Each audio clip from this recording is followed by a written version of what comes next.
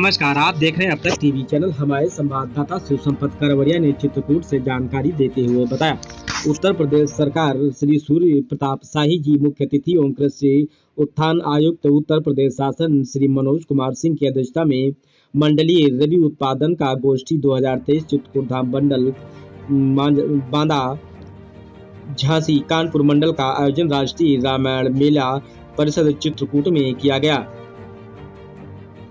उत्तर प्रदेश सरकार में सूर्य प्रताप शाही जी के मुख्य अतिथि एवं कृषि उत्पादक आयुक्त उत्तर प्रदेश शासन श्री मनोज कुमार सिंह की अध्यक्षता में मंडलीय रबी उत्पादक गोष्ठी 2023 चित्रकूट धाम मंडल बांदा झांसी एवं कानपुर मंडल का आयोजन राष्ट्रीय रामायण मेला परिसर सीतापुर चित्रकूट में किया गया। कार्यक्रम का शुभारंभ मंत्री जी एवं माननीय कृषि आयुक्त सहित अन्य जनप्रतिनिधियों द्वारा वरिष्ठ अधिकारियों द्वारा फीता काटकर माता सरस्वती जी के चित्र पर माल्यार्पण व दीप प्रज्वलित कर किया गया।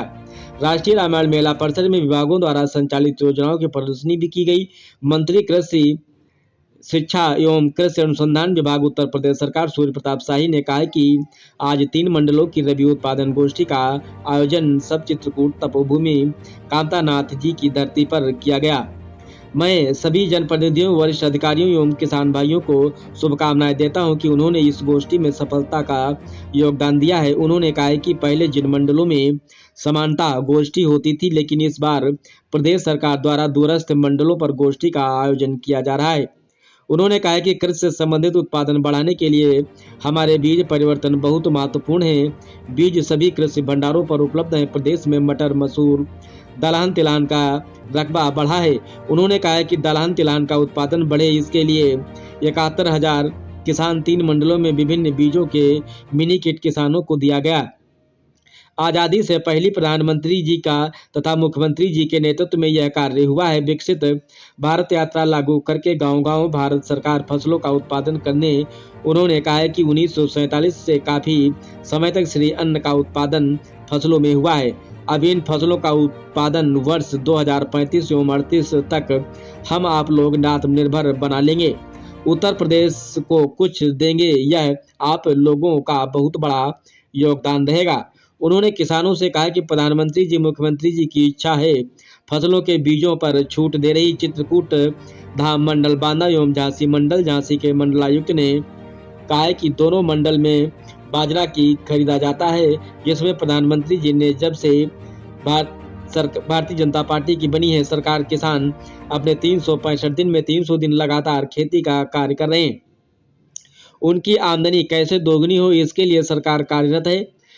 सचिव निदेशक कृषि उत्तर प्रदेश शासन डॉक्टर राजशेखर ने कहा कि आज भगवान श्री राम की तपोभूमि चित्रकूट में रबी उत्पादन गोष्ठी का आयोजन किया गया, जिसमें उन्होंने माननीय मंत्री जी और माननीय कृषि उत्पादन आयुक्त का आभार व्यक्त करते हुए कहा कि सभी मंडलों के मंडलायुक्तों ने उत्पादन बीज उपलब्धता खाद्य आदि के बारे में बताया गया है। चित्रकूट धाम मंडल बांदा के मंडलायुक्त बालकृष्ण त्रिपाठी ने माननीय मंत्री जी का आभार व्यक्त करते हुए कहा कि मंडल के जनपद चित्रकूट को गोष्ठी के लिए चुना गया।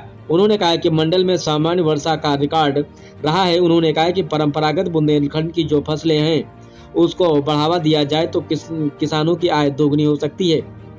अटल भूजल योजना के तहत किसानों को भी लाभ दिया जा रहा है। उर्वरक के संबंध में उन्होंने बताया कि कोई समस्या नहीं है। उन्होंने किसानों से कहा कि आवश्यकता के अनुसार खेतों में उर्वरक डालें, जिससे कि कोई समस्या न हो।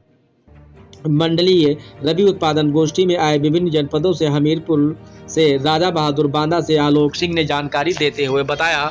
आइए चलते हैं हमारे संवाददाता के साथ। रबी गोष्ठी का आयोजन यहाँ पर चित्रकूट धाम मंडल और झांसी मंडल और कानपुर मंडल की संयुक्त यहाँ पर हुई है, जिसके भीतर कृषि विभाग और सभी संबंधित विभागों की योजनाएं जो कृषि से और किसानों से संबंधित हैं, सबने इसके भीतर अपनी जानकारियाँ दी हैं और साथ साथ में किसानों का भी इसके साथ ही संवाद हुआ है। जो उनकी कठिनाइयाँ हैं या जो उन्होंने सुझाव रखे हैं उनको भी हम लोगों ने सुना है और उसका वो सम्यक तरीके से उनका समाधान करने का प्रयास किया है। जिनको नीतिगत मसला है उसका समाधान भी